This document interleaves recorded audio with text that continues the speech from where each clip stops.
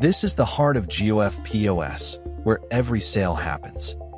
In this video, you will make a complete sale step by step. First, remember a sale needs an active shift to begin. We will cover shifts fully in the next video. On the sale screen, your products show as tiles. Click a product tile to add it to the cart. Or scan its barcode and it drops in instantly. In the cart, you can change the quantity of any item. You can also edit the price for a single line. Give a discount on one line or on the whole cart. When the order is ready, choose the payment method. Take cash, card, JazzCash, or EasyPaisa. For a cash sale, enter the amount received from the customer. GOF POS then shows you the exact change to give back.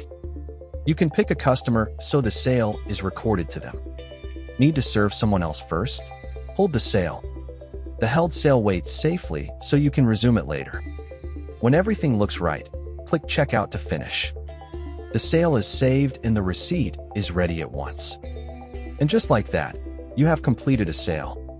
In the next video, we will master shifts in the cash register.